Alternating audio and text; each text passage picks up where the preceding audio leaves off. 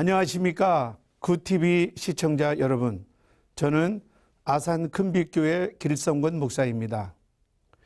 열왕기하 6장에 보면 엘리사와 그의 사환들의 삶 속에서 하나님이 이루시는 기적을 볼 수가 있습니다. 많은 사환들이 늘어남으로 부득이 집을 져야 하는 상황이 됐습니다. 그래서 엘리사의 제자들은 집을 짓기 위해서 나무를 베기 시작했습니다. 그런데 어떤 제자가 나무를 베던 도중에 갑자기 도끼가 강에 빠지게 됩니다. 급하게 엘리사를 부릅니다. 도끼가 강에 빠졌습니다. 그리고 그 도끼는 빌려온 것입니다. 이렇게 고백하는 것입니다. 이때 엘리사가 나무가지를 하나 꺾어서 그 강에 넣었더니 도끼가 올라오는 그런 놀라운 기적을 보게 됐습니다. 한국교회에 지금 기적이 필요합니다. 그리고 우리 조국 대한민국에 기적이 필요합니다. 엘리사의 기적은 바로 나뭇가지로 말미암아 일어난 것입니다. 사랑하는 성도 여러분, 그러면 그 나뭇가지가 무엇일까요? 저는 그 나뭇가지가 예수 그리스도의 십자가의 능력이라고 믿습니다. 제가 존경하는 목사님 중에 한 분은 바로 주기철 목사님이십니다. 그 일제 때 신사참배를 끝까지 거부하고 순교하신 주기철 목사님.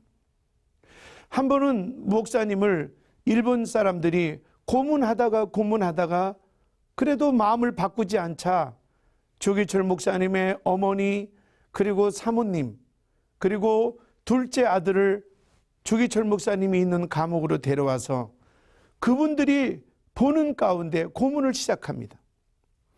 목사님의 두 손을 뒤로 묶고 또 뒤 다리를 뒤로 묶고 마치 허공에 떠 있는 그런 돼지와 같은 형상으로 대롱대롱 매달려 있는 것입니다. 이거를 일본 아이들은 그네타기 고문이라고 합니다. 공중에 매달려 있는 목사님은 그들이 때리는 대로 머리에서도 피가 나고 옆구리에서도 피가 나고 말할 수 없는 고통을 당하십니다. 그 모습을 지켜보던 주기철 목사님의 어머니는 기절하시고 그리고 사모님은 땅바닥에 머리를 대고 하염없이 기도하고 그리고 둘째 아들은 마치 넋이 나간 사람처럼 정신이 없이 쳐다봤던 것입니다. 그러나 주기철 목사님은 그 상황에서도 주님을 부인하지 않고 끝까지 하나님의 영광을 드러내자 이번에는 일본 아이들이 큰 찜통에 고춧가루를 타와서 주기철 목사님을 책상 위에 눕히고 입에다가 깔때기를 물리고 주기철 목사님에게 그 많은 고춧가루를 부었습니다. 주기철 목사님의 배가 마치 만삭대 임산부처럼 그 배가 엄청나게 불러왔습니다. 이 나쁜 일본 아이들은 그 목사님 배 위에 판때기를 대고 그 위에 올라가서 구두발로 굴르자 목사님의 온 몸에서 눈과 코와 귀와 입과 온 곳에서 피인지 고춧가루인지 뻘건 것이 아주 선명하게 흘러나왔습니다. 그리고 나서 이제 어느 정도 시간이 지나자 그들이 주기철 목사님의 사모님을 면회를 시킵니다. 그리고 병원으로 모셔가라는 겁니다. 얼핏 들으면 굉장히 도움을 주는 것 같지만 그들이 감옥 안에 죽으면 백성들에게 엉뚱한 얘기를 들을까 봐 선심처는 척하고 마지막 죽음을 자기들이 회피하기 위해서 병원으로 가라고 한 것입니다.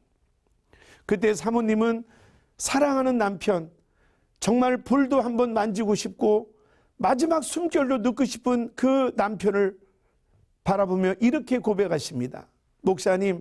목사님은 여기서 순교하셔야 됩니다. 병원에서 돌아가시면 안 됩니다. 목사님은 알았어. 오늘 밤에 주님이 나를 부르실 것 같구려. 그리고 그날 밤에 목사님은 순교하셨습니다.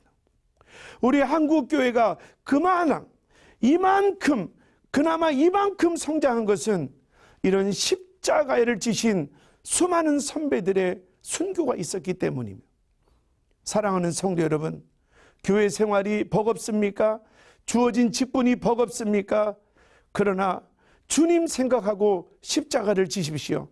마치 나무 가지를 강에 던졌더니 도끼가 오른 것처럼 우리가 십자가를 질 때 한국교회는 다시 일어날 것이고, 지금 방향을 잃어버리고 떠도는 우리 조국 대한민국이 다시 회복될 줄로 믿습니다. 사랑하는 성도 여러분, 십자가는 고난이 아니라 승리인 줄로 믿습니다.